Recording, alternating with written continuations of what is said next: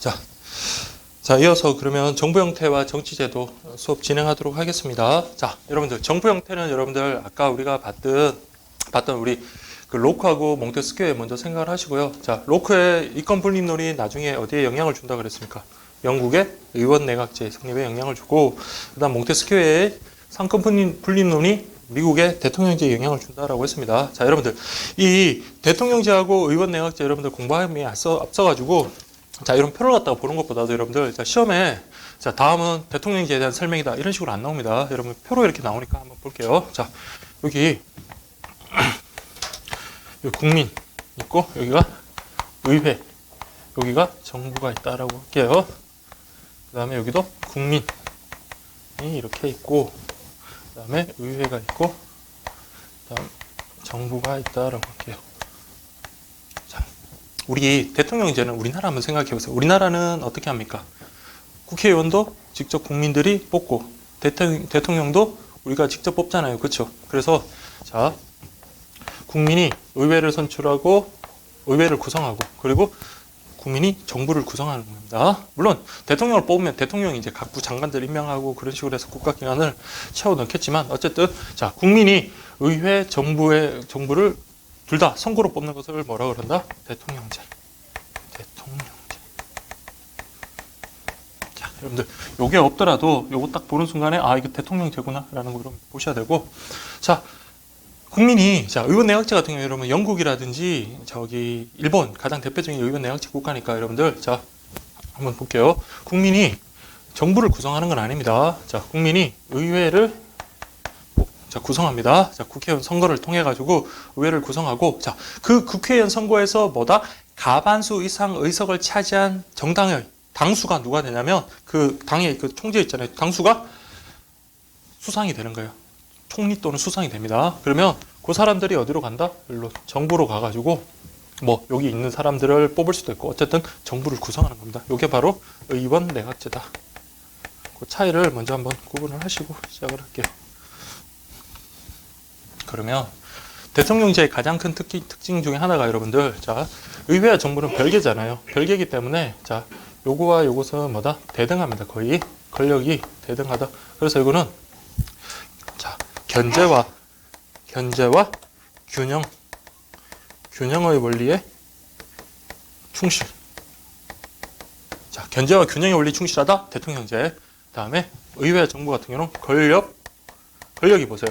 의회를 장악한 곳이 정부까지 장악해버리잖아요. 그래서 의회와 정부는 같은 몸이에요. 그러다 보니까 권력 융합적인 정부 형태다. 권력 융합적 형태. 이렇게 가장 큰 차이니까 이렇게 보시면 됩니다. 그래서 견제와 균형의 원리에 충실한 것은 대통령제, 자, 권력 융합제 형태는 의원 내각제다. 그렇게 보시면 되겠습니다.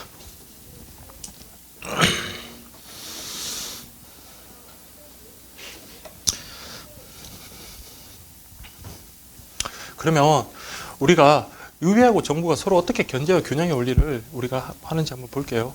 우리나라 한번 생각 하나 해보세요. 자, 대통령, 정부라는 것은 여러분들 그냥 여기 대통령을 수반하니까 대통령이잖아요. 자, 대통령이 각부 기관들, 장관들이라든지 아니면 이런 거 임명할 때 지금도 막 문제가 되잖아요. 의회에서 뭘 해요? 인사? 청문회를 하잖아요. 그렇죠? 그리고 뭐 대법원장이라든지 헌법재판관이라든지 국가 고위 요직을 갖다가 대통령이 임명할 때 누구의 동의를 얻도록 하고 있습니까? 의회의 동의를 얻도록 하고 있지 않습니까? 그러니까 어떤 상호의 어떤 권력 기관의 어떤 그 권력 행사에 대해서 서로 견제도 하고 균형도 맞추고 있는 겁니다. 반면에 의회의 어떤 다수당의 행포를 대통령이 자기가 중요합니다. 의회 다수당의 행포를 대통령이 막을 수 있는 방법은 뭐가 있냐면, 대통령에 있어서 가장 큰 특징이 뭐냐면, 자, 우리가 법률안을 제정하거나 개정할 때 국회에서는 자, 그 제적의원 과반수가 출석해가지고 그 출석의원의 과반수가 찬성하면 그 법률안을 의결할 수 있거든요. 그런데 우리가 일반적으로는 여대 야소, 즉 대통령이 배출된 그 정당이 보통 많은 경우가 많은데, 예전에 한번 보세요.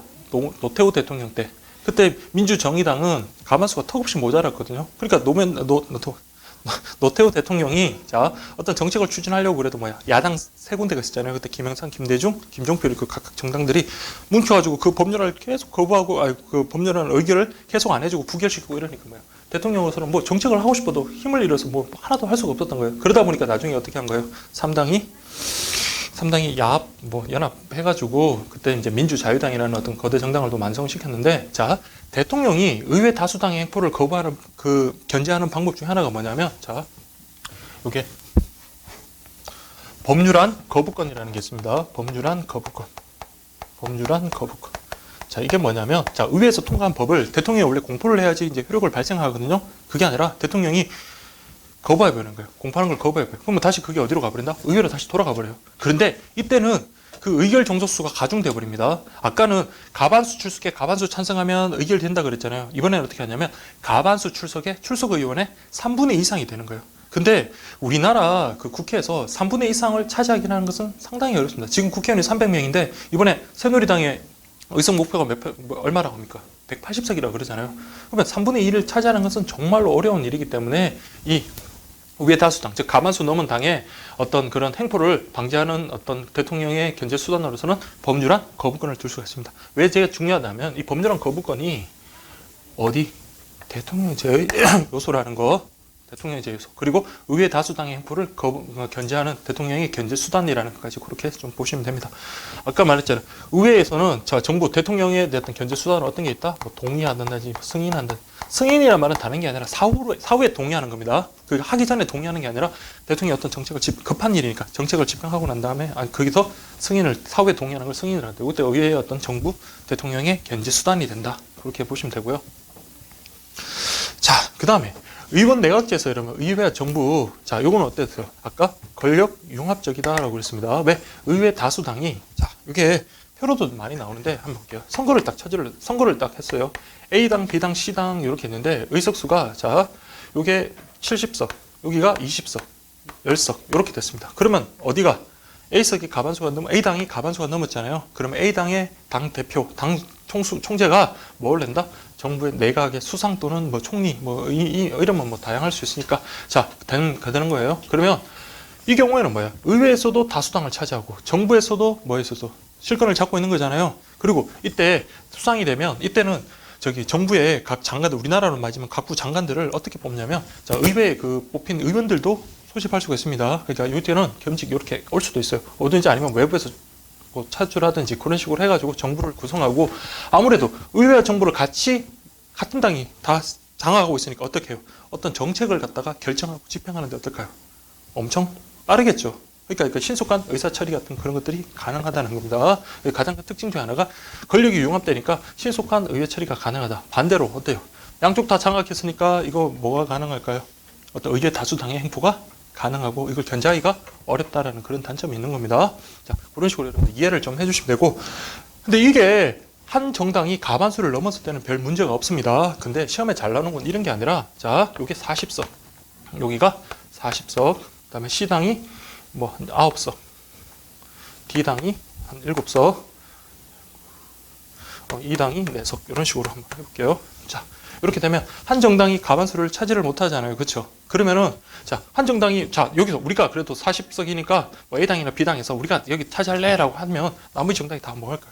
반대하겠죠. 그러면은 정부를 갖다가 구성할 수 없으니까 이 경우에는 자, 의원 내각제 중에 특징이 뭐냐면 자, 이렇게 내각을 구성하기 위해서 가반수 정당이 없을 때는 자기들끼리 연합을 합니다. 그래서 지금 보시면 자, 요 BCD당이 이렇게 연합을 해버립니다. 그럼 뭐죠? 49, 7이니까 56석이니까 아무리 표결로 대결하더라도 BCD를 합친 걸 못 이기잖아요. 그렇죠? 그리고 보통은 이제 누가 여기 구성원들, 여기 정당들 중에서 가장 많은 그 의원을 배출한 당수가 수상이 되겠고, 그리고 나눠 먹게 하겠죠. 그러니까 B당이 우리가 장관직이 한 10개 정도면 C당 너네는 한 2개, 2개 정도 주고 너는 1개, 2개 이렇게 주겠다. 이런 식으로 나눠 먹기를 하는 거예요. 그걸 갖다 우리 뭐냐면 이걸 갖다 우리가 연립 내각이라고 합니다. 자, 연립 내각. 근데 여러분들 연립 내각이 된 건 좋아요. 연립 내각이 되는데 우리 정당이라는 것은 뭐예요? 사람들이 각각의 공통된 어떤 정치적 견해를 같이 하는 사람들의 모임이잖아요. 그러니까 여기 보면 비록 얘들이 연립은 했지만 여기는 참 보수적인 정당이고 여기는 아주 진보적인 정당이고 여기는 이런 것과 관계없는 어떤 중도라고 할게요. 이렇게 되다 보면 자, 여기서 우리 B당의 당수가 어떤 정책을 집행함에 있어가지고 경제 개발 이런 것들을 막 추진하려고 그래요. 경제개발 딱 추진하다 보니까 그럼 경제개발만 너무 집중적으로 추진하다 보면 빈부격차는 점점 심해질 거 아니에요. 그럼 진보 입장에서는 뭘 중시하냐면 복지라든지 평등을 중시하거든요. 왜냐면 자유 경쟁을 중시하고 그러다 보면 계속 의견이 막 엇갈리고 그러는 거예요. 그러면은 계속 어떤 정책을 집행하고 빨리 신속하게 처리해야 되는데 여기서 벌써 다툼이 생기버리니까 어떻게 될까요? 오히려 의사 처리가 더 지연될 수도 있다라는 겁니다. 거기다가 사사건건 막 그런 식으로 분열이 일어나다 보면 나중에 얘들이 뭐야? 한번 합쳤다고 절대 못 헤어지는 거 아니잖아요. 그러다가 한번 핑 돌아지면 뭐예요? 우리 그냥 해체해버려. 이런 식으로 하는 수 있는. 그래서 전국이 열린 내각이 되면 문제점이 뭐냐면 전국이 불안정해질 가능성이 높다라는 겁니다. 근데 대통령제 같은 경우는 어때요? 뭐 A당, B당, C당이 각각 뭐 70, 20, 10을 어떤 40, 49, 7 이렇게 어떤 상관이 없잖아요. 대통령 선거를 어떻게 합니까? 따로 하잖아요. 그렇죠? 따로 하기 때문에 비록 A당이 70석을 얻었더라도 B당 출신의 대통령이 당선될 수도 있고 근데 B당 출신의 대통령이 당선되면 아무래도 뭐야? 대통령의 어떤 정책을 추진하기가 어렵겠죠. 사상각과 노에서 반대하기 때문에 의회에서 반대하기 때문에 반면에 A당 소속 그 후보가 대통령이 됐다. 그러면 A당 같은 경우는 어때요? 정권도 잡고 국회도 다수를 점하고 그럼 요건 아까 의원 내각제에서의 그거랑 비슷하죠. 어떤 정책을 결정하면서 신속하게 빨리 처리할 수 있겠죠. 다만 뭐가 또 문제가 있습니까? 그러니까 대통령의 독재에 대해서 입법부가 견제를 해야 되는데 자기 소속 정당의 어떤 대통령이 돼서 지금도 보시면 알겠지만 쩔쩔매는데 거기서 적절한 비판을 가하고 견제를 할 수 있겠습니까? 어렵겠죠. 그러니까 이런 표를 보고 여러분들 분석하는 문제가 잘 나오거든요. 그래서 여러분들 그걸 갖다가 여러분들 정리를 좀 해주시면 되겠습니다.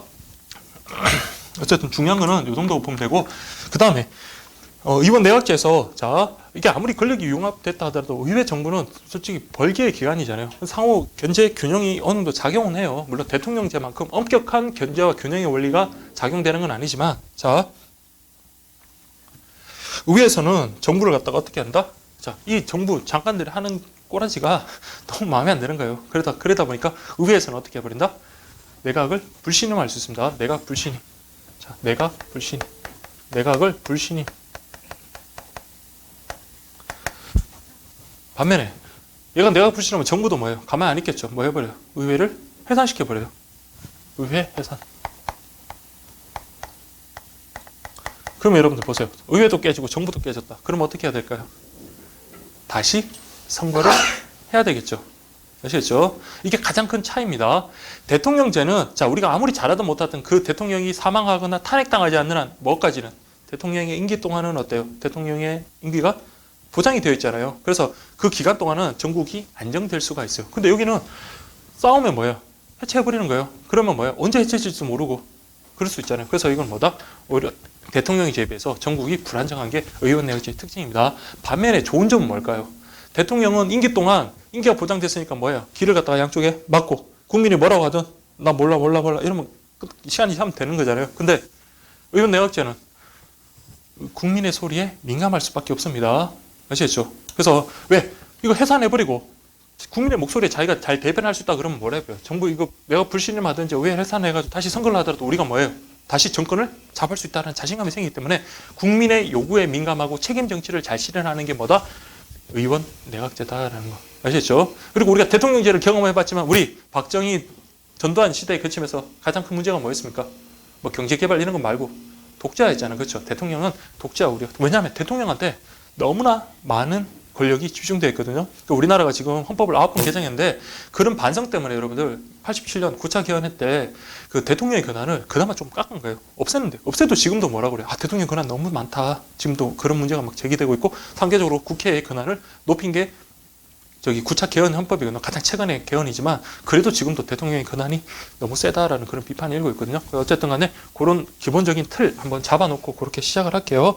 그리고 이제 의원 내각제의 특징 중에 자 보시면 의회하고 정부는 서로 권력이 융합됐어요. 원래 전통적인 권력 분립 관계에서는 입법은 누가 한다? 의회에서 하고 정부는 뭐예요? 집행을 하고 사법부에서 그것을 뭐 통제를 하고 그렇게 하는데 자 의원 내각제 같은 경우는 아까 그랬잖아요. 정부를 구성하는 강요들 어때요?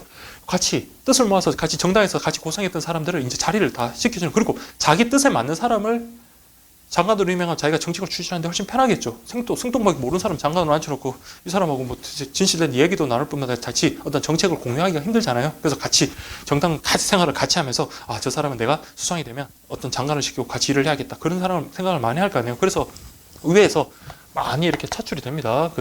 우리가 보는 뭐 장관으로. 그래서 겸직이 가능해요. 그러니까 의원이면서 그 정부의 장관이라는 정부 요직이 가능하다. 그래서 겸직이 가능하고 또한 자, 법률안을 원칙적으로는 의회에서만 제출하고 처리해야 되는데 이때는 어떻게 해요? 정부에서도 뭘 할 수 있다? 법률안을 낼 수 있다. 그래서 법률안 제출. 정부의 법률안 제출.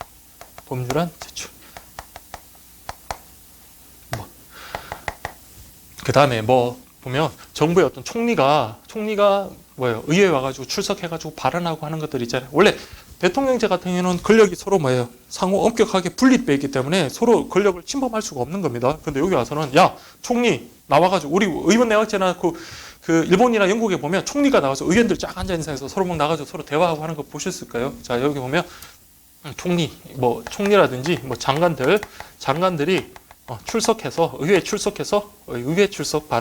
의회에 출석해서 발언한다라는 거. 자, 이런 것들이 전형적인 의원 내각제였어요. 근데 여기서 여러분들 의문이 하나 생기면 아주 좋은 겁니다. 분명히 우리나라는 무슨 국가입니까? 정부 형태가 대통령제 국가잖아요. 근데 우리나라도 지금 보면 장관들 중에 보면 지금 최경환 부총리, 황우여 부총리 다 무슨 소속이에요? 새누리당 국회의원 소속이잖아요. 엄격한 권력 분립에 의하면 의회에서 이거는 절대 겸직이 안 되거든요. 근데 우리나라는 좀 특이해요. 대통령제를 기본 모델로 하면서 의원 내각제 요소를 많이 받아들였어요. 대통령제에서는 여러분들 우리나라 지금 보면 지금 저 한교안 국무총리 있잖아요. 총리라는 자리가 없습니다. 미국에는 뭐가 있어요? 대통령, 부통령이 있잖아요. 그래서 대통령, 부통령이 러닝메이트로 해서 같이 선거에 나가가지고 그렇게 저 국민의 어떤 심판을 받는데 우리는 대통령 임명되면 그다가 대통령을 보좌, 국정을 통합하는 그런 자리에 국무총리라는 제 총리제도를 두고 있는 거. 이거는 원래 전형적인 대통령제는 없는 겁니다. 우리나라의 특이한 제도예요. 그래서 시험에는 뭐가 나냐면 일반적인 대통령제와 의원의 특징하는 것도 중요하고 우리나라의 특징, 우리나라 정부의 특징은 뭐다? 대통령제를 기본 모델로 하면서 의원 내각제 요소를 가미한 정부 형태다. 그렇게 보시면 됩니다. 그중에서 지금 제가 언급했던 것들은 다 의원 내각제 요소를 우리나라가 도입한 거예요. 그래서 아까 황우여, 최경환 부총리, 뭐 그런 의원들을 우리 그 장관에 앉힌 거. 그다음에 정부의 법률안 제출. 자, 아까 제가 뭐라고 말씀드렸습니까? 지금 법률안 제출 누가 더 많이 한다고? 정부에서 더 많이 한다고. 왜? 의원들의 어떤 전문성, 자질, 그런 우려 때문에 정부가 훨씬 더 법률안 제출 많이 하고 국회는 단지 뭐만 한다? 그거 받아다가 살펴보고 땅땅땅 통과만 시키는 그런 자리로 전락했다라고 했습니다. 또 우리 특히 장관들하고 총리 나오면 우리 국회 방송 한번 보세요. 툭 하면 나와가지고 자 안녕하세요. 무슨 지역구 의원 누구 의원입니다. 무슨 총리래. 무슨 의원 뭐 교육부 장관 나오세요. 딱 나오면 막 그 책 읽고 막 읽으면서 막 장관 뭐 해요. 막 이렇게 국회에서 묻잖아요. 묻고 막 따지고 막 그러잖아요. 그게 다 뭐다? 총리라든지 장관의 의회 출석 발언. 그것도 다 뭐다? 의원 내각제 요소인데 우리나라는 이런 것들을 다 도입했다라는 거 아시겠죠? 그리고 그 외에 또 뭐냐면 국무회의라는 것도 있습니다. 조금 다르긴 한데 국무회의라든지 그런 것들도 원래는 의원 내각제적 요소인데 일단 이렇게만 좀 한번 살펴보고 자 이런 것들은 여러분들 기본 틀 공부를 한 다음에 저기 암기해야 될 거는 아까 우리가 사회계학자들 그것처럼 이렇게 정리를 하면 되니까 일단 그렇게 보시면 되겠습니다. 자, 우리 정부 형태 여기 잘 정리가 되어 있으니까 한번 볼게요. 자, 대통령제라는 것은 대통령을 중심으로 국정이 운영되는 정부 형태고 의원 내각제는 내각을 중심으로 국정이 운영되는 정부 형태다. 이거 알 필요 없이 저거 중요한 건 뭐였어요? 이 표를 갖다 여러분들 보시고 딱 판단하는 게 훨씬 중요합니다. 자, 성립 배경은 아까 뭐라 했다? 대통령제 같은 경우는 미국인데 뭐가 없었다? 왕이 없었으니까 새로운 어떤 모델을 발명을 해야 되는데 그게 바로 대통령제였다. 의원 내각제 같은 경우는 자 아까 했잖아요. 영국에서 왕의 권력을 제한하는 과정에서 누구의 권력이 강하게 됐다? 의회의 권력이 강화됐다. 그래서 이건 영국에서 시작됩니다. 자, 대통령제는 입법부와 행정부. 자, 입법부와 행정부의 관계가 어떻다? 견제와 균형의 원리가 철저하다, 충실하다. 그렇게 보시면 됩니다. 그다음 엄격한 권력 분립으로 상호 견제와 균형의 원리. 자, 여러분들 이거 중요합니다. 이거 좀 별표를 좀 칠게요. 입법부와 행정부의 관계 둘 다 중요하고 의원 내각제 같은 경우는 자, 권력 융합적인 정부 형태다. 그래서 입법부와 행정부가 밀접한 관계가 있다. 왜? 그놈이 그런 표현은 있지만 그놈이잖아요. 그렇죠? 입법부에서 된 사람이 다 정부로 넘어가니까 그놈이다. 자, 행정부 구성 방식. 우리 대통령제에서는 대통령을 국민이 따로 직접 의회 선거와 따로 뽑는다. 국민이 대통령을 선출하고 그럼 대통령이 이제 행정부를 구성하잖아요. 그래서 우리나라는 이렇게 돼 있어요. 국무총리가 각부 장관, 그 국무위원을 제청한다고 돼 있어요. 그러니까 대통령이 마음대로 뽑는 게 아니라 국무총리가 이 사람을 문무장관에 임명해 주십시오라고 이렇게 그게 원래 절차예요. 근데 우리나라는 그렇게 안 하고 있죠. 옛날에 그 김영삼 대통령하고 이해창 총리 시절 때 그때만 한번 틀어졌잖아요. 이해창 총리 같은 경우는 평생을 법조인으로 사신 분이잖아요. 그러니까 법에 규정된 대로 총리의 권한을 헌법에 규정된 대로 나의 권한을 보장해 달라. 근데 그 당시에 아직까지 그래도 이제 그 군사 정권에서 이제 넘어온 게 얼마 안 됐기 때문에 김영삼 대통령 시절에 이게 뭔데 갑자기 자기의 어떤 뭐 권한을 행사하려고 하니까 이거 되게 괘씸하잖아요. 그래서 그때 이제 헤어지고 이제 이해창 총재가 근데 그런 그 독자적인 어떤 발언 때문에 오히려 이해창 그때 그 당시 총재가 오히려 강력한 대권 후보로 부상할 수 있었던 계기가 됐던 거잖아요. 그 당시 이제 원래 정권 말기 되면 대통령의 인기가 시들해지는데 그 대통령의 정면으로 뭐 도전했다? 뭐 아니면 자신의 목소리를 정면적으로 냈다라는 그런 점에서 근데 어쨌든 간에 자 대통령이 정부를 구성하고 대통령과 행정부는 국민에게 자 이거 볼게요. 정치적 책임을 진다라고 돼 있네요. 자 정치적 책임이란 말은 여러분 쉽게 말해서 그냥 국민의 여론에 의한 판단을 받고 또 선거에 의한 책임을 진다 이렇게 보시면 돼요.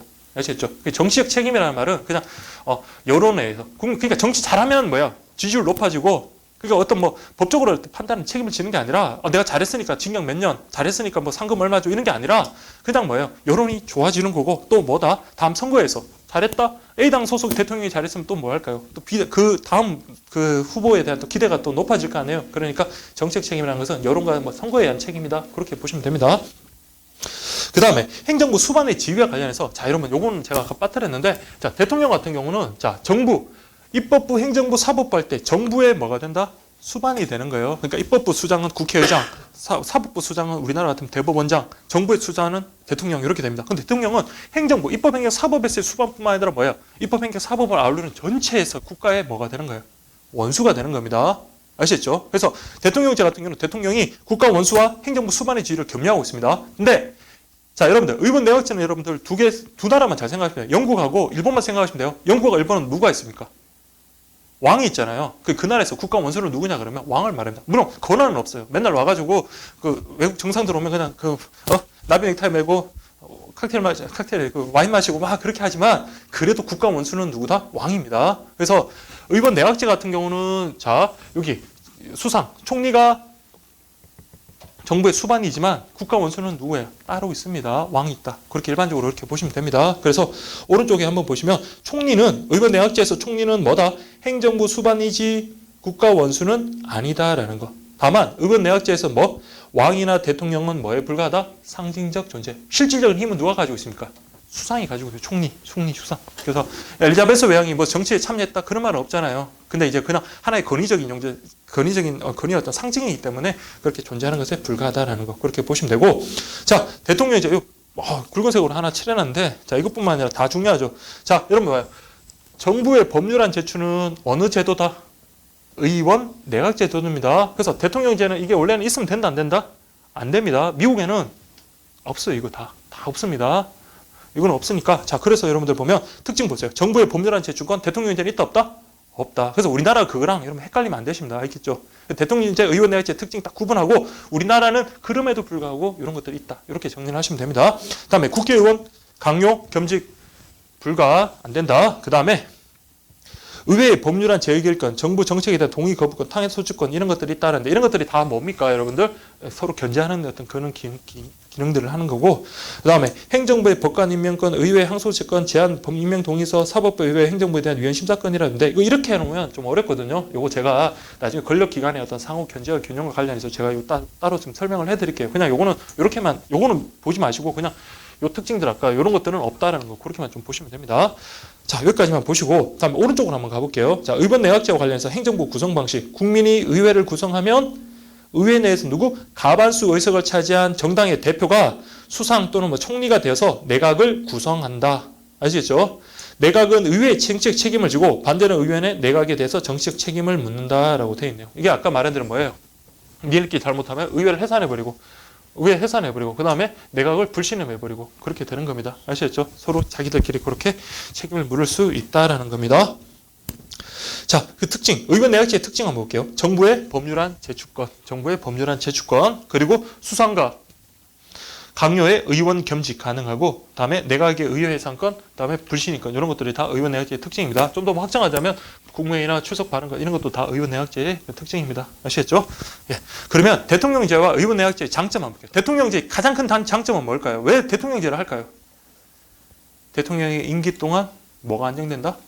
전국이 안정된다라는 겁니다. 선거 여러분 한번 해보세요. 정말 사회가 혼란스럽고 비용도 엄청나게 많이 들잖아요. 여러분들 박정희 대통령 갑자기 돌아가셨을 때 가장 큰 문제가 뭐였습니까?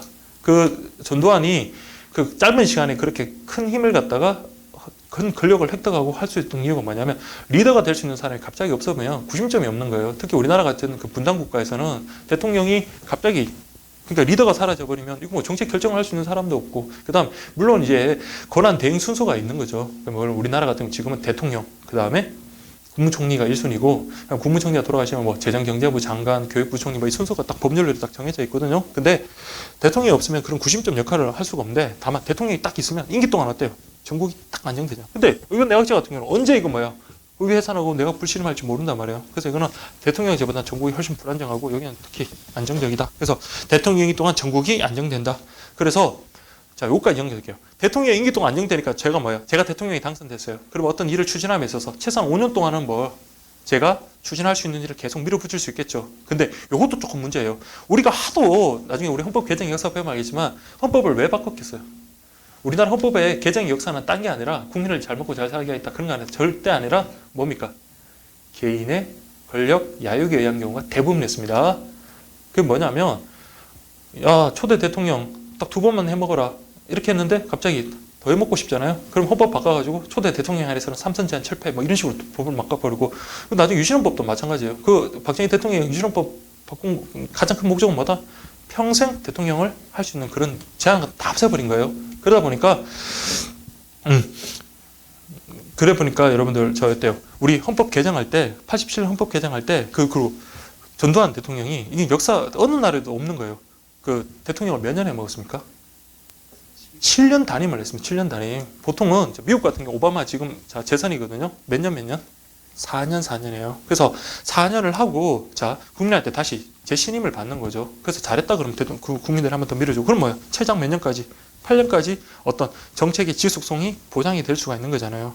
그리고 중간에 한번 심판받을 수가 있는데, 근데 전두환 같은 경우는 7년 동안 단임으로 그렇게 해버리고, 그러니까 이제 여야 합의로 대통령을 이제 임기를 정할 때 고민이 된 거예요. 미국을 따라서 4년 중임으로 할까? 아니야. 4년 중임하다 보면 또 누가 또 등장해가지고 헌법 개정할지도 몰라. 그래서 우리는 그래 우리 역사적 반성 때문에라도 5년 단임으로 하자 그렇게 결정을 했는데, 그렇게 하다 보니까 우리나라 가장 큰 문제가 뭡니까? 자 김영삼, 김대중, 노무현, 이명박, 그다음 박근혜. 자, 그럼 최근에 이제 군사 정권 이제 끝난 노태우 정권 이후로 계속됐던 대통령들 보면 초기에는 어때요? 국민들의 기대라든지 그런 것 때문에 인기가 엄청나게 많았어요. 인기가 많았다가 나중에 되면 국민들도 외면하고, 국민들뿐만 아니라 누가 더 외면해버려요? 정치권에서 외면해버립니다. 왜? 자기가 그 다음 정권 사람한테, 저 다음 정권을 잡을 실권자한테 잘 붙어야지 뭐야. 그 다음에 더 해먹을 수 있을 거 아니에요. 그렇죠?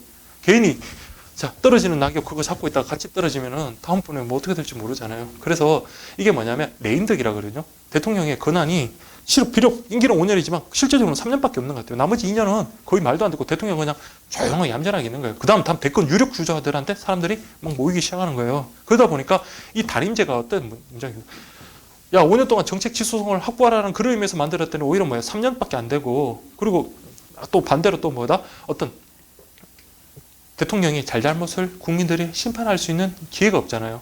자, 최근에 우리 이명박 정부에서 자, 뭐 4대강 그 관련해서 그 국민들이 잘했냐 못했냐, 국민들이 그냥 일반 여론조사 그거는 뭐 확실한 게 아니잖아요. 정말 한번 평가를 받고 싶다면 어떻게 하면 될까요? 4년 중임제 미국처럼 그렇게 했다면 어떡해요? 4년 하고 난 다음에 이 정책이 잘했다 생각되면 다시 이명박 대통령을 한 번 더 시켜줄 거고, 국민들이 대다수가. 아니면 어떨까요?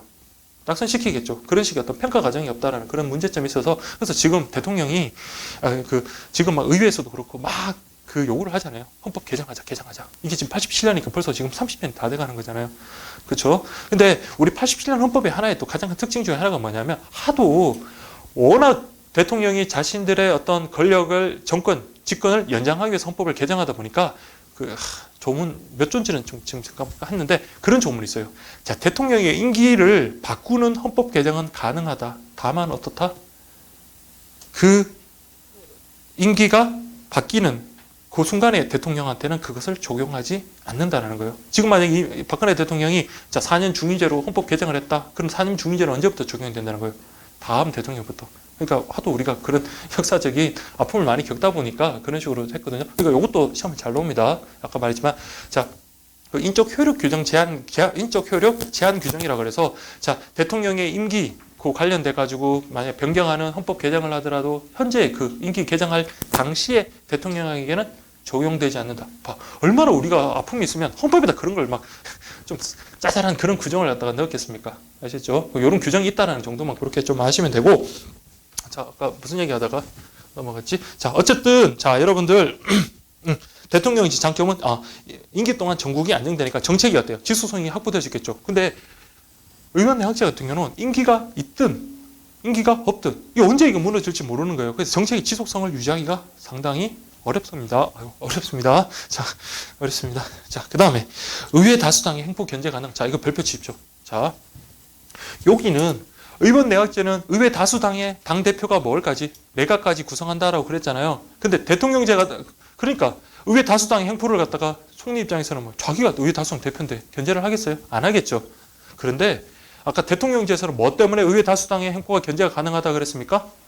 아무리 국회에서 가반수가 넘는다고 법률안을 통과시켜서 야 대통령이 이거 공포해달라고 하더라도 대통령이 뭘 하면 되기 때문에 법률안 거부권을 행사하면 되기 때문에 그렇습니다. 자 옆에다가 법률안 거부권이라고 하나 써놓으세요. 그래서 아주 중요합니다. 대통령제에서는 의회 다수당의 행포를 견제할 수 있다. 뭐 때문에? 법률안 거부권 때문에. 법률안 거부권은 의원 내각제에는 없습니다. 대통령제에서 있습니다. 왜? 법률안 거부권은 대통령의 권한이기 때문에. 자 그렇게 여러분들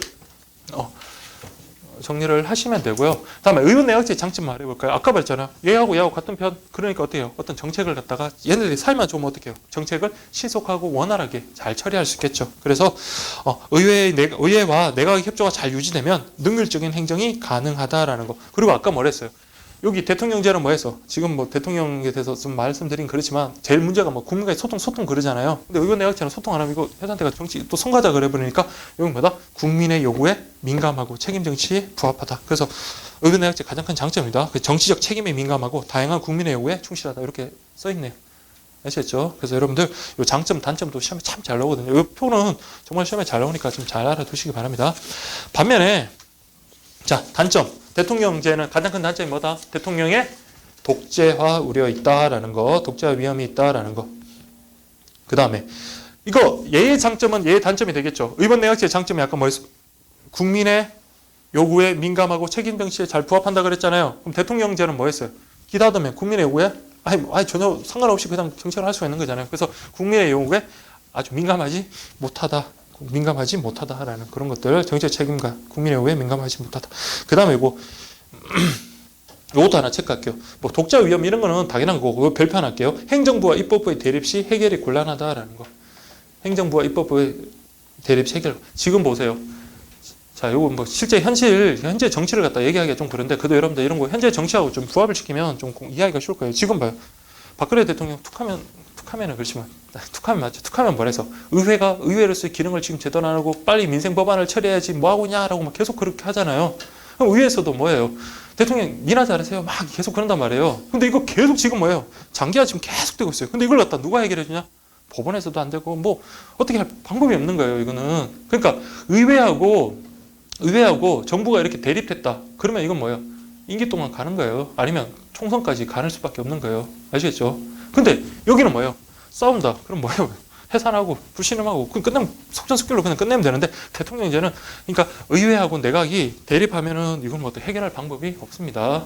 아시겠죠? 지금 우리나라의 어떤 정치 현실을 한번 생각해 보면 되고 이런 것들이 여러분들 좀 어려운 그 지문들이거든요. 그래서 제가 별표 칠하는 것들 저렇게 좀 해주면 되고 그 다음에 의원 내각제 아까 그 단점이 뭐라 했어요?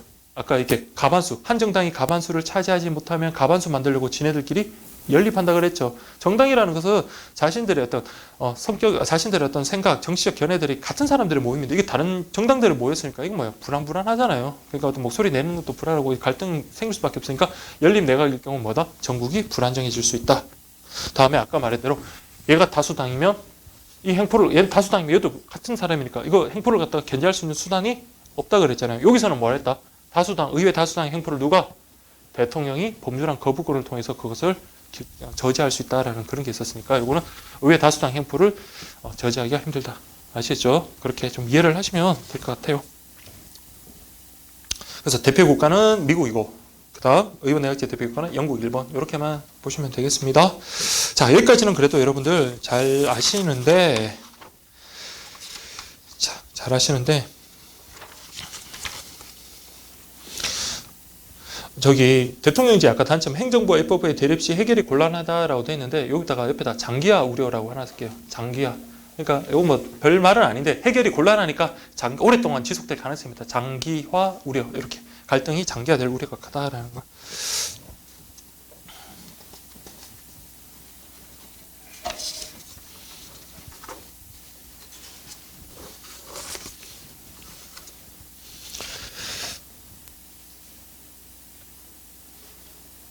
자, 그 다음에 여러분들 보실 게 이원정부제라는 거였거든요. 이원정부제라는 거는 이렇게 보면 대통령제 같기도 하고 또 이렇게 보면 의원내각제 같기도 하고 참 애매한 겁니다. 그러다 보니까 제3의 정부 형태로서 이원정부제를 하나 넣었거든요. 이게 뭐 대통령제, 의원내각제만큼 시험에 잘 나오는 건 아니지만 근데 요거 배제하고 이원정부제 하나만으로 독자적으로 문제가 나올 수 있거든요. 그래서 이것도 정리를 좀 하는데 시험 용어로만 그렇게 정리를 할게요. 자, 이원정부제는 어느 나라가 되어 있습니까? 네, 프랑스라고 되어 있네요. 이원. 그러니까 정부가 몇 개가 있다? 2개가 있다라는 말이 아니라 정부가 2개 있다. 정부는 하나인데 정부의 어떤 권한을 뭐예요? 두 기관이 나눠 가지면 누구? 대통령하고 의회가 나눠 가진다. 그렇게 보는 게 아니라 자, 여기는 대통령하고 총리가 동시에 있습니다. 우리나라처럼 대통령하고 총리가 동시에 있고 자, 대통령의 권한과 총리의 권한을 분리했어요. 우리나라는 총리의 독자적인 권한이라고는 거의 없거든요. 뭐 총리령 발표한다든지 그 정도인데 대통령을 보좌하는 기능에 불과한 건데 여기에서는 이원정부제 같은 경우는 총리의 권한, 그 다음에 대통령의 권한이 따로 있습니다. 그래서 쉽게 말하면 이거예요. 정말로 큰 거는 누가 해라? 대통령이고 살림살이는 누가 해라? 총리가 해라 이 말인 거예요. 큰 거는 뭐예요? 국방 같은 거, 국방이라든지 외교 이런 것들은 누가 해라? 국가 원수인 대통령이 하고 안에 뭐 내부적으로 뭐 우리 살림살이 하는 거는 총리가 해라 그 말입니다. 그래서 자, 여기 보면 대통령제를 변형한 정부 형태로 중간형 대통령제, 총리형 대통령제, 분권형 대통령제 뭐 이런 식으로 불리기도 하는데 자, 대통령제, 의원 내각제를 혼합했다. 근데 우리나라를 그래서 어떤 헌법학자들은 우리나라는 대통령제 아니야. 이원 정부제야. 이렇게 분류하는 분도 있어요. 근데 이원 정부제라고 하기에는 우리나라는 뭐다? 총리의 힘이 너무 없어요. 총리는 총리는 정말 좀 미미한 존재잖아요. 우리나라 입장에서는. 자, 그래서 오죽하면 역대 정권 중에 실세 총리 뭐 해가지고 우리 노태우 대통령 때 뭐 노재봉 총리라든지 그 노무현 대통령 때 이해찬 총리 뭐 그런 사람 몇 명 언급할 정도로 그만큼 우리나라의 이때 총재는 그냥 대통령 말 보좌하고 그다음 어떤 행사에 참여하고 하는 그 정도에 그냥 불과했을 뿐이었어요. 자, 그러면 볼게요. 자, 이걸 이렇게 정리를 해놓으면 조금 어려울 수 있으니까 우리 이원 정부제는 어떻게 우리가 구성이 되는지 한번 볼게요.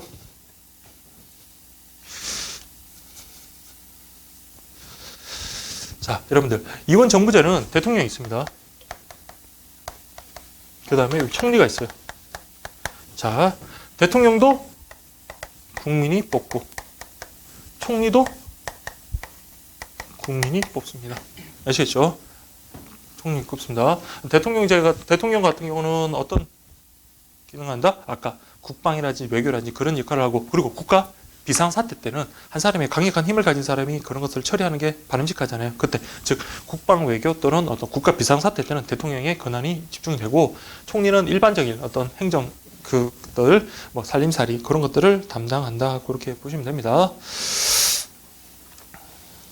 자, 그래서 가장 기본은 평상시는 대통령은 국방 외교, 그다음에 총리 같은 경우는 내정, 그러니까 안살림 그렇게 하고 그러나 전시나 비상사 때는 대통령에게 모든 권한이 집중된다. 그렇게 보시면 됩니다. 자, 총리가 여러분들 이게 국민이 직접 총리를 뽑는다 이건 아니에요. 이 총리라는 것은 어떤 경우를 말합니까? 아까 의원 내각제처럼 의회 다수당을 차지한 당수죠. 제가 표현은 이렇게 했지만 이거 실제로는 여기 뭘 거치는 거다? 의회를 거쳐가지고 의회 다수당이 바로 뭐가 된다? 총리가 된다. 이걸 갖다 직접 보면 이걸 총리라고 할 필요는 없는 거잖아요. 총리라고. 그래서 의회 다수당에 여기. 근데 이게 참 애매한 게 대통령하고 총리하고 이 권한이 이게 대등할까? 아닙니다. 이게 대통령의 권한이 좀 셉니다. 더 세다, 강력하다. 그렇게 보시면 됩니다. 그래서 보면 대통령 국민이 직선으로 뽑고 총리는 뭐다? 의회 다수당의 대표가 총리가 되는 겁니다. 아시겠죠? 네, 이렇게 좀 헷갈리시면 돼. 이렇게 지울게요. 자, 여기.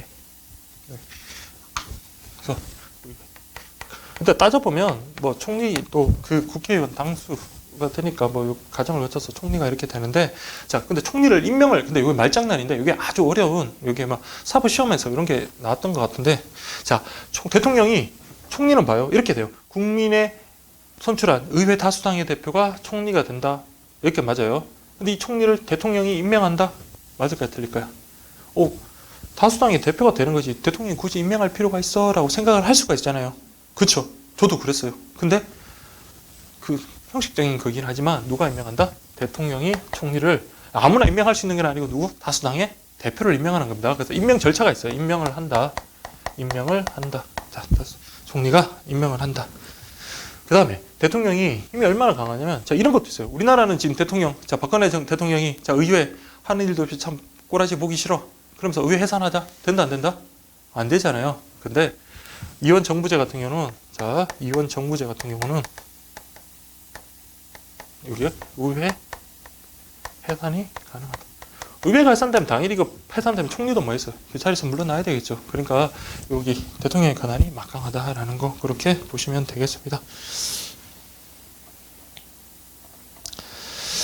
그 다음에 아까 의원 내각제에서는 뭐라 했어요?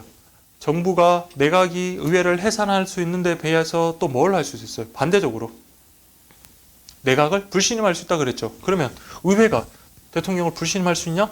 자, 여기 중요합니다. 요거는 내각이래. 대통령을 불신임할 수 없다라는 거예요. 그래서 제가 아까 대통령의 권한이 더 강하다 했던 거예요. 상호적으로 그게 둘 다 가능하면 권력 균형이 이루어지겠지만, 대통령은 의회 해산도 되지만 의회에서는 대통령을 불신임할 수 없다. 대통령은 국민들이 직접 뽑았잖아요. 자, 어쨌든 이렇게만 좀 정리를 해 주시면 자 되겠습니다. 아시겠죠? 자, 근데 조금 더 깊이 나가면, 제가 아까 누구에 대한 불신임은 없다 그랬습니까? 대통령에 대한 불신임은 없다 그랬죠. 근데 총리가 내각을 구성하잖아요. 그럼 의회가 여기 총리가 이제 각부 장관을 해서 내각을 구성합니다. 그럼 내각에 대한 불신임은 있을까요, 없을까요? 요거는 또 있다라는 거. 자, 참 이게 정리하기가 좀 어려운데, 이렇게 한번 하고 우리 한번 딱 정리하고 그렇게 넘어갈게요. 그렇게. 자, 그 다음에 이원 정부제에서 잘 나가는 용어 중에 하나가 동거정부라는 게 있어요. 그 남자 여자가 마음에 맞아서 같이 사는 걸 우리가 동거도 되고, 뭐 친구끼리 사는 것도 동거 되잖아요. 이 정부도 마찬가지예요. 이때 동거라는 것은, 동거정부라는 것은 대통령이 A당이고 총리가 B당이다. 이런 경우. 그러니까 대통령과 총리가 다르다. 소속 정당이 다르다. 이걸 갖다 우리 뭐다? 동거정부라고 그러거든요. 같은 당 소속도 아니면서 그냥 어쩔 수 없이 같이 그냥 결혼도 아니고 동거를 하는 게 불가다. 그래서 대통령과 총리의 소속 정당이 다르면 우리가 뭐라 한다? 동거정부라고 그래요. 동거정부 되면 이게 전국이 안정될까요? 불안할까요? 불안할 수밖에 없겠죠. 그래서 동거정부는 전국 불안. 자, 이제 정리를 한번 하겠습니다. 자, 이렇게만 딱 그림 이해를 하고 정리를 한번 하면 될 것 같아요.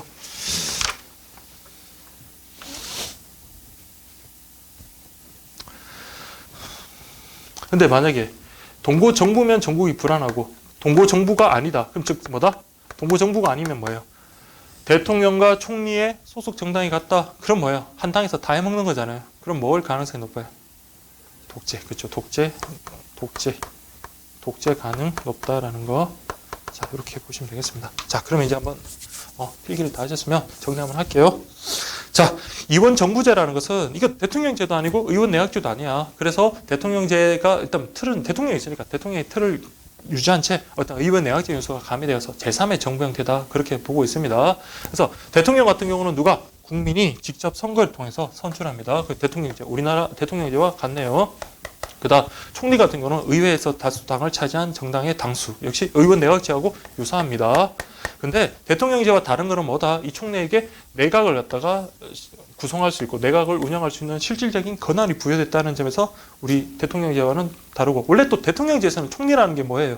없잖아요. 우리나라만 다르고, 그 다음에 총리라는 건 원래 대통령제에서는 없습니다. 그래서 근데 뭐 총리도 있고 대통령도 있고, 이게 그래서 어떤 제3의 정부 형태인데, 자, 총리 같은 경우는 자, 내각을 구성합니다. 자, 평상시에는 대통령은 뭐 국방이나 외교나 이런 그런 일을 하고, 총리 같은 경우는 안살림을 찾는 내각에 대한 내부 행정에 대한 그런 일을 하고, 그러나 국가 비상사태나 전시 같은 그런 긴급한 상황에서는 대통령이 모든 권한을 행사할 수 있다. 그렇게 보시면 되고, 자, 총리 같은 경우는 아까 의회 다수당의 대표가 된다고 그러는데, 그러나 형식적으로 뭐 대통령이 그 총리를 뭐 할 수 있다? 임명한다라고 되어 있습니다. 임명장을 대통령한테 받습니다. 자, 이렇게 되고, 그리고 대통령과 총리의 권한은 자, 대통령이 좀 더 크다라고 볼 수 있겠고, 자, 대통령 같은 경우는 의회 마음에 안 들어 그러면 의회 해산해 다시 선거해라고 할 수 있는 의회 해산권이 있어요. 다만 의회는 대통령의 견제를 못 합니다. 어떻게? 의회 해산 불신임 안 된다라는 게 바로 하나의 논점이었고, 다만 의회는 누구? 자, 내각을 구성한 내각에 대해서는 불신임이 가능하다. 그렇게 보시면 됩니다. 아시겠죠? 그렇게 정리를 딱 하시고, 만약에 대통령과 총리의 어떤 소속 정당이 다르다 그러면은 그 다른 걸 우리가 뭐라 그런다? 동거정부라 그러는데, 동거정부 같은 경우는 대통령과 총리 상당히 다르니까 성향도 다를 수밖에 없잖아요. 그러다 보니까 이 정국이 불안정해질 수 있다라는 그런 문제점이 있는 반면, 또 대통령이 총리가 정당이 같다 그럼 뭐예요? 또 같은 사람들이 개성을 먹으니까 뭐가 돼서 권력이 집중되니까 독재의 가능성이 높다지는. 아시겠죠? 그렇게 정리를 하시면 됩니다. 이게 이제 이원 정부제다. 그렇게 보시면 되겠습니다. 자, 그래서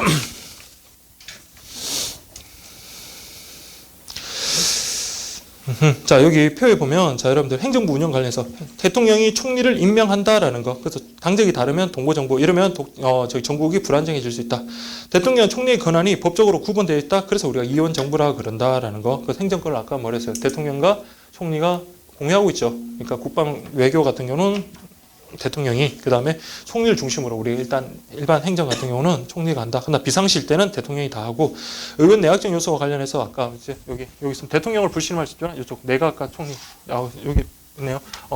내각뿐만 아니라 총리도 같이, 내각이 무너지면 총리도 무너지니까, 자, 이렇게 다 불신임할 수 있다. 이렇게 보시면 됩니다. 자, 그렇게 보시면 되고요.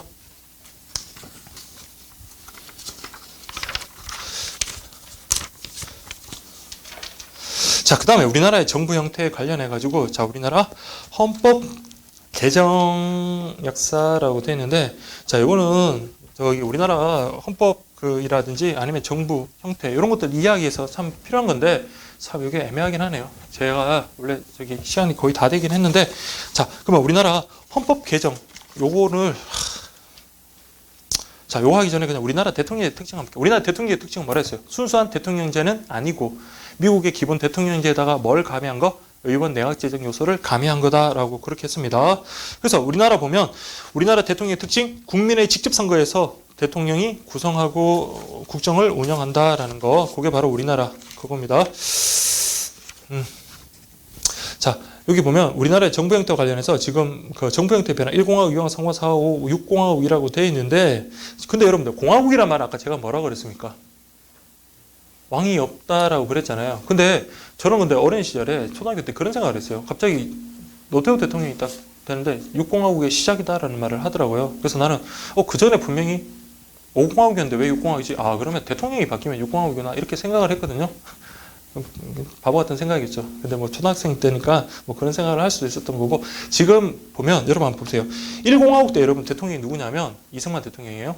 자, 2공화국 때 대통령이라고 하기엔 그렇지만 윤보선 대통령, 그리고 총리는 장면 총리입니다. 3공화국 때 박정희, 4공화국 때 박정희, 5공화국 때 전두환, 6공화국 때 노태우 이후부터 지금도 6공화국이라고 하거든요. 근데 이 1자, 2자, 3자 붙이는 거는 공화국에서 큰 변혁을 가져온 걸 경우를 그렇게 말을 합니다. 그러니까 단순히 대통령이 바뀌었다고 1공화국, 2공화국이 되는 게 아니라 큰 변혁을 가져온 거.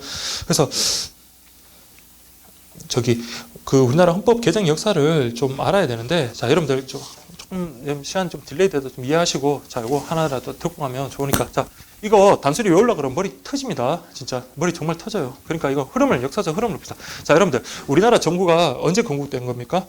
우리나라 대한민국은 1948년 재헌헌법 재헌헌법 통해서 우리가 이제 재헌헌법을 발표하는데, 자, 그때 대통령은 여러분들, 자, 누가 되면 초대 대통령은 우리가 잘 아는 이승만 대통령이 되잖아요. 근데 이승만 대통령이 국민들에 의해서 손으로 뽑힌 건 아니에요. 그때 누가? 국회에서 뽑혔습니다. 그때는 자, 이승만 대통령이 자, 국회에서 간선으로 처음에 뽑혔어요. 그리고 이제 이승만 대통령이 너무 하고 싶었기 때문에, 그러니까 대통령제를 채택을 합니다. 그래서 그게 바로 재헌헌법이다라고 돼 있어요. 근데 재헌헌법을 해서 그렇게 잘 하고 있던 도중에 1952년에, 자, 1952년, 자, 근데 그 전에 뭐가 일어납니까? 1950년 유교가 일어나잖아요. 그 유교 일어나고 난 국민들이 민심이, 자, 자유당에 등을 돌립니다. 이승만 대통령이 소속된 자유당에 등을 돌렸다. 그럼 자유당에 등을 돌리다 보니까 52년에 우리 국회의원 선거를 했는데 자유당이 대거 낙선을 합니다. 그러다 보니까, 자, 이승만 대통령이 처음 대통령이 될 때처럼 국회에서 만약에 선거를 해서 자기가 대통령이 되겠다고 한다면 국회에서 뽑아야 되는데, 국회에서 자유당이 다수당을 선점을 못했어요. 그러면 국회에서 뽑으면 될까요, 안 될까요? 안 되겠죠. 그럼 어떻게 해야 돼요? 헌법 뜯어 고쳐야 되겠죠. 이제 누구 손에부터? 국민으로부터 뽑자라고 이렇게 바꿉니다. 왜? 그때만 해도 지금 인터넷 이런 게 발달된 게 아니라 아무리 먹고 살기 힘들어 그 당시 그건 알았잖아요. 누구는 알았어요. 대통령이 누군지는 알았잖아요. 그렇죠? 그러니까 지금도 마찬가지입니다. 인지도 있는 사람을 손에 가기 마련입니다. 그리고 뭐 아무래도 직접 선거하다 보면 그 부정선거하기도 훨씬 편하잖아요. 고무신 갖다 주고 막걸리 갖다 주고 이러다 보면, 자, 이거 할아버지 1번 찍으세요 하면 훨씬 찍을 가능성도 없잖아요. 그래서 자, 1952년에 자, 1차 개헌을 합니다. 1차 개헌은 여러분들, 자, 어떤 걸로 바꾸자? 직선제로 바꾸자라는 게 바로 1차 개헌입니다. 자, 1차 개헌 때 자, 이렇게 해볼게요. 자, 건국헌법, 다음에 1차, 2차, 3차, 4차, 5차, 6차, 7차, 8차, 오늘날 현행헌법인 9차 이렇게 있습니다. 자, 1차는 1952년, 2차는 1954년, 1960년, 1960년, 5차가 1962년, 6차가 1969년, 자, 1972, 다음에 1980, 다음에 1987 이렇게 됐는데, 자, 여러분들 이게 우리 이제 현대 정치사입니다. 자, 이 연도로 뭐 중요한 건 아니고, 자, 여러분들 근데 요거는 하나 볼게요. 1차는 발췌 개헌이라고 해요. 발췌. 그래서 1차에서 중요한 거는 공고 절차 위반 이렇게 보시면 돼요. 공고 절차 위반. 즉 이승만 대통령이, 자, 대통령 한 번 더 해먹으려고 대통령을 더 하기 위해서 어떻게 했다? 직선제로 바꿨잖아요. 근데 그 당시 이제 국회에서 누가 더 많았어요? 야당이 더 많았다 그랬잖아요. 그러면 헌법을 바꾸려니까 야당이 바꿔주려고 하겠어요? 안 하겠어요? 안 하겠죠. 그러니까 이제 어떻게 해버리다? 힘을 쓰는 거죠. 대통령 이제 협박도, 그 국회의원들 협박도 좀 하고, 그 다음에 군인들 쫙 깔아놓고, 의회 이제 투표로 오면은 군인들 쫙 총칼 들고 쫙 깔아놓고 하면 진짜 겁나겠죠. 그러다 뭐 협박도 좀 하고, 그렇게 하고, 그리고 처음에 공고할 때는 이 직선제라든지 그런 것들이 안 나와 있었습니다. 그래서 이 발췌 개헌은 딴 게 아니라 여러분들, 헌법을 개정하려면 여러분 국민투표가 원래는 필요했잖아요. 지금은 그때는 안 그러겠지만, 자, 우리 발췌 개헌이랑 공고를 내요. 이번에 헌법이 요렇게 바뀝니다라고 이렇게 공고를 하는데, 처음에 공고했던 건 다르게 나중에 여당하고 야당하고 서로 합의를 해가지고, 자, 그 직선제, 그 대통령 그건 해라.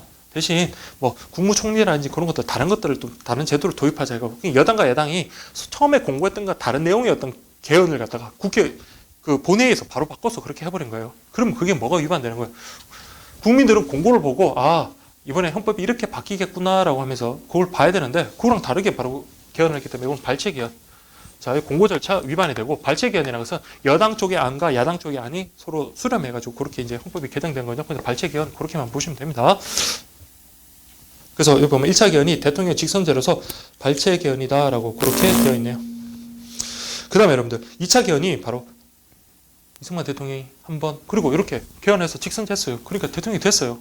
그럼 끝냈으면 됐잖아요. 근데 참 권력이라는 게 한번 해먹으니까 또 어떻게 하고 있어? 더 하고 싶잖아요. 그리고 또 본인이 또 싫다 해도 밑에 사람들이 또 대통령이 또 권력에 등을 잇고 또 부경화를 누리던 사람이 아우 또 하셔야 됩니다. 이런 식으로 또 붙일 수 있고, 그러다 보니까, 근데 대통령이 더 하고 싶은데 또 헌법 규정이 자기의 또 그 대통령을 막고 있는 거예요. 뭐라 했냐면 대통령이 3선을 못하게 됐어요. 지금 대통령 2번 됐잖아요. 근데 한 번 더 해먹고 싶은데 헌법에 대통령은 2번만 해먹지 3번은 못 해먹다 이렇게 돼 있어요. 그러면 이제 또 어떻게 할까요? 헌법을 뜯어 고치죠. 뭐라고? 그러니까 자기만 해먹으려. 초대 대통령에 한해서는 3선 제한 철폐. 그게 바로 뭐다? 1954년 2차 개헌입니다. 근데 이걸 다른 말로 4.4.5입 개헌이라는 그런 말을 쓰는데, 이게 왜 4.4.5입이라는 건, 자, 여러분들, 자, 자, 이거 보세요. 자, 우리가 소수 첫째 자리에서 반올림하면 97.4는 뭐예요? 4는 뭐 해버리니까? 버려버리잖아요. 그러니까 이거는 97이 되고 91.5면 우리가 어떻게 반올림 하잖아요. 그러면 이건 뭐가 돼요? 98이 돼버리잖아요. 그러니까 여기 4는 버리고 5는 올린다라는 그런 의미에서 그럼 왜 4를 버리고 5를 올리는 개헌이 이루어졌을까라고 그렇게 생각할 수도 있겠는데 자, 이게 그때 대통령이 자, 초대 대통령에 한해서는 삼선 제한 철폐라는 우리 헌법 개정을 하고 자, 국회의원이 투표를 했어요. 투표를 했는데 자, 제적 의원이 203명이었어요. 203명. 제적 의원 204명에 찬성이 잠깐만요. 135명. 그 다음에 반대가 60명이라고 그렇게 되어 있네요. 그 다음에 기권 7표. 기권 7표. 기권 7 이렇게 되어 있네요. 자. 그러면 여러분 보세요. 제적 의원이 203명이고 그 다음에 찬성이 135다라고 그렇게 되어 있잖아요. 그러면 아유, 제가 미리 좀 계산을 좀 했었는데 자, 요게 의결수, 요게 통과하려면 자, 요게 통과하려면 요 제적 의원의 한 표가 딱 모자랐던 거예요. 그래서 이승만 대통령은 나 3번 해먹겠다. 막 지금 청와대, 지금의 청와대겠죠. 경무대. 딱 이렇게 기대하고 있는데 갑자기 각하 아깝게 한 표 차이로 부결됐습니다. 정말 얼마나 실망했겠어요. 다유당 그 사람들이랑. 그런데 갑자기 이제 우리 수학자 한 분이 오셔가지고 각하 그게 아닙니다. 이게 4는 버리고 5는 반올림하지 않습니까? 라고 써 있는데 제가 지금 계산기가 없어서 좀 계산을 좀 하기가 좀 그런데 자, 요게 그 4-4-5입이라는 그런 논리 때문에 요게 한 표 차이로 부결이 돼야 됐음에도 불구하고 그래서 의결 종족수가 자, 203명에 자, 3분의 2 한번 곱하면 이게 만약 130 5.2 정도 이렇게 나왔다고 볼게요. 135.2. 그러면 3분의 2가 되려면 여러분 어떻게 돼요? 135.2가 되려면 최소한 뭐가 돼야 돼요? 130? 사람을 0.8로 나눌 수 없고 0.2로 쪼갤 수는 없잖아요. 그럼 어떻게 돼야 돼요? 136이 돼야지 그게 통과잖아요. 근데 135.2니까 136이 돼야 되는데 135명이 찬성을 했던 거예요. 그러면 이건 뭐예요? 부결이 돼야 됨에도 불구하고 이 수학자가 그런 거예요. 각하 135.2는 이거는 2는 뭐 사람은 이런 게 존재할 수 없으니까 이거는 뭐다? 4는 버린다. 135명이면 가결이 됩니다. 근데 이번에 135표를 얻었으니까 가결됐습니다. 하루만에 뒤집어진 거예요. 부결됐다고 한 다음에 갑자기 청와대에서는 난리가 난 거예요. 야, 우리 이승만 대통령 한 번 더 해먹을 수 있겠다. 난리가 된 거예요. 그래서 이거 통과했고 이것 때를 뭐라 한다? 4-4-5입 개헌. 이때는 삼선 제한 철폐. 삼선 제한 철폐. 이게 바로 2차 개헌입니다. 아시겠죠? 근데 참 뭐든지 모든 걸 여기 오래 해먹으면 뭐예요? 부패하기 마련이죠. 이제는 대통령도 연로하시고 그 밑에 있는 사람들이 더 문제였죠. 특히 이기붕. 자, 여러분들 많이 들어봤죠. 정식 깡패들 그때 그 당시 막 이정재나 이런 사람들 막 등장하고 할 때 자, 자유당이 온갖 만행을 저지르고 독재를 하고 있어요. 그리고 대통령은 연로하시다 보니까 거의 뭐 어떤 의지도 좀 찾아보기도 힘들고 거의 그냥 허수아비 같은 그런 의미였어요. 그래도 그 밑에 사람들의 말을 그냥 국민의 어떤 그런 민심을 갖다 돌보기보다는 그 밑에 있는 사람들의 말만 듣고 그러다 보니까 정말로 자유당의 어떤 그 만행들이 날이 갈수록 심했습니다. 근데 국민들은 이제 뭐해서 자유당에 등을 돌리겠죠. 근데 자, 1960년 이제 국회 그때 또 이제 대통령 부통령 선거를 하는데 그때 상대방 쪽에서 부각이 됐던 인물 중에 한 분이 누구냐면 장면 총리가 있었거든요. 장면 총리. 나중에 이제 장면 총리가 됐는데 근데 이기붕하고 이승만 대통령이 러닝메이트로 가는 거예요. 대통령 이승만, 부통령 이기붕 이런 식으로 이제 런닝메이트가 갑니다. 근데 상대방 쪽에서는 대통령이 제가 기억이 안 나는데 하여튼 부통령의 장면 부통령 그렇게 됐어요. 근데 아무리 봐도 사람들 민심은 그래도 대통령 참 이승만 대통령이 정말로 유력한 게 정말로 좀 유력한 정치인이라고 될 수 있는 분들이 뭐 어떻게 갑자기 뭐 돌아가시거나 그런 식으로 해서 이승만 대통령 할 때 대적할 상대는 없었어요. 근데 다만 문제는 뭐냐면 이승만 대통령 이제 뭐 연로하셨지만 부통령이 이기붕이 해먹고 싶은데 선거를 하면 분명히 질 것 같단 말이에요. 정상적인 선거를 한다면 왜? 그 당시 장면 총리의 인기가 대단했기 때문에. 그래서 자기가 부통령이 안 될 것 같으니까 이제 뭐예요? 대대적인 선거 부정을 저지릅니다. 그래서 아까 제가 말씀드렸잖아요. 4.19 혁명이 일어난 게 바로 그 자유당의 부정선거 때문에. 갑자기 불을 갖다가 다 꺼놓고 투표 한 바꿔치기 해서 뭐 인구 한만 얘기면 유권자 수보다 투표 수가 더 많이 나오고 그다 너무 심했다. 다시 딴 걸로 바꿔 막 이런 식으로 할 정도로 너무 심한 부패가 일어난 당시였는데 그때 이제 잠깐만 학생들을 시작으로 해서 들고 일어나는 거죠. 우리 국민들이, 전 국민들, 특히 뭐 저 마산 앞바다에서 김주열 학생이 저기 시체가 눈에 막 체류탄이 박힌 막 그런 시체가 발견되고 그러다 보니까 국민들의 분노가 극을 달하는 거예요. 그러다 처음에는 어떻게 했어요? 정식 깡패들 동원해가지고 그 사람들 군합발로 아니면 뭐 폭력으로 하다가 근데 그럴수록 국민들의 저항이 더 세지고 그러다 보니까 이제는 뭐예요? 손 쓸 수 없는 방향으로 흘렀다. 그래서 대통령은 스스로 하야하고 이제 그쪽 자유당 이제 붕괴가 되는 거예요. 그러면서 이제 등장했던 게 뭐다? 자, 1960년에 자, 우리나라 대통령 이제 이거 하다 보니까 어때요? 대통령이 너무나 자유당 시절에 어떤 만행을 겪다 보니까 국민들이 자, 대통령제에 대해서 이제는 염증을 느낀 거예요. 그래서 우리가 한 게, 자, 의원 내각제. 자, 우리나라도 의원 내각제라는 걸 자, 했습니다. 하고, 이때 대통령을 윤보선, 우리 많이 들어보셨죠? 윤보선 대통령의, 이때는 상징인 권한만 있던 분이에요. 실질적인 권한 누가? 장면 총리가 가지고 있습니다. 그 총리 장면. 이렇게 가지고 의원 내각제를 실시했어요. 근데 의원 내각제라는 게 우리나라는 몇천 년 동안 어떤 국가였어요? 1인 왕정 국가였잖아요. 그러니까 대통령도 어쨌든 왕이랑 비슷한데 어떤 1인 권력 어떤 그런 시대에 살고 그런 그 시대 속에서 계속 살고 있다가 의원 내각제가 되니까 막 권력이 막 흩어져 있는 거예요. 그러다 보니까 사회가 너무나 혼란스러웠던 거예요. 그러니까 특히나 저 북쪽에는 북한이 이렇게랑 대치하고 있는 그런 시점에서 강력한 구심점이 되어줄 어떤 리더가 없다는 점에서 상당히 사회가 불안했어요. 그때 이제 누가 등장합니까? 선글라스 끼고 5.16 이제 등장하잖아요. 그때 이제 저기 박정희 소장이 이제 등장을 해가지고 의원 내각제로는 지금의 우리나라는 불안해서 안 되겠다. 그래서 그때 이제 막 장면 총리 같은 경우는 명동 성당에 숨으시고 막 그때 이제 막 모든 걸 장악해가지고 이제 박정희 대통령이 자 헌법을 개정해가지고 야 의원 내각제 우리나라에 실정이 안 맞아. 그러면서 이제 군대를 전역하고 뭐에 출마합니까? 대통령에 출마해가지고 자 이때 62년 대통령제로 이제 다시 헌법을 개정하는 겁니다. 아시겠죠? 근데 60년대는 요거는 자 우리 법과 정치 쪽에서 여기도 많이 빠질 것 같은데 자 이거는 뭐냐면은 그냥 쉽게 말해서 그거예요. 어떤 관련자들 그 아까 우리 불령선거 한 사람들 있잖아요. 그때 자유당 시절에 그런 사람들 관련자들 처벌하기 위한 어떤 소급 입법이다. 요거는 그냥 여러분들 못 주셔도 돼요. 그냥 요걸 갖다가 헌법에다 이런 걸 만들어가서 이것도 문제가 있긴 있어요. 소급 입법이라는 건 여러분들 행위할 당시에는 법이 없다가 나중에 이제 법을 만들어서 그걸 처벌하기 위해 만든 거거든요. 어쨌든 이때 대통령제 이렇게 됐습니다. 근데 박정희 대통령이 자 대통령이 됐습니다. 근데 똑같은 전철을 밟죠. 자 대통령을 하다가 보니까 대통령이 더 하고 싶으시거든요. 그러니까 어떻게 해요? 삼선 제한 철폐라는 초강수를 둡니다. 그래서 삼선 제한 철폐. 이게 뭐다? 69년대 삼선 철폐. 누구랑 닮았어요? 여기 아까 이승만 대통령이랑 거의 흡사하죠. 그렇죠. 계속 해먹고 싶은 거예요. 근데 삼선 제한 철폐하고 근데 이때 이제 선거를 해가지고 정말 박빙의 승부가 나잖아요. 그때 상대가 누구였습니까? 40대 기술은 그렇죠. 김대중 대통령. 그때 그러니까 이제는 위기감을 느낀 거예요. 뭐야? 이거 내가 선거했는데 정말 박빙으로 이겼다라는 위기감을 느낍니다. 그러면서 이제 어떻게 영구히 장기 집권을 할 수 있는 그러니까 국회에서도 대통령을 영구히 할 수 있는 유신헌법을 만들어 유신헌법. 자 여기까지는 자 뭐야? 여기서는 아까 건국헌법에서는 대통령을 어떻게 했어요? 우리가 간선했다 그랬죠. 근데 6.25 거치면서 자유당이 의석을 점유하지 못하니까 이승만 대통령이 직접 그럼 계속 직접해요. 직접 하고 직접 하다가 자 요거 선거 한번 해보니까 박정희 대통령이 그 김대중 후보한테 박빙의 차로 이기니까 위기감을 느꼈죠. 그러면 이제 어떻게 하겠어요? 국민들의 손을 뽑히면 내가 또 떨어질 수 있다라는 위기감이 생겼죠. 그러면서 유신헌법에 뭐라 했냐면 간선으로 갑니다. 그래서 아까 그랬잖아요. 유신헌법에 정말 악법 중에 하나가 뭐냐면 국회의원의 3분의 1을 누가 추천한다? 대통령이 추천해버리는 거예요. 그럼 3분의 1 일단 먹고 들어가는 거잖아요. 그럼 대통령 다음에 하면 무조건 할 수 있고, 이건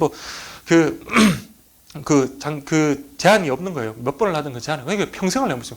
국회의원 3분의 1, 최소한 3분의 1에다가 그걸 먹고 들어가는 데다가 제한이 없으니까 뭐 해서 돌아가실 때까지 해볼 수 있는 거죠. 그래서 이거는 유신헌법은 그런 악법이다라고 됐습니다. 그러다가 아까 말했던 김재규의 총회 박정희 대통령이 1979년 돌아가시고 그러다가 보안사령관에 있던 누가?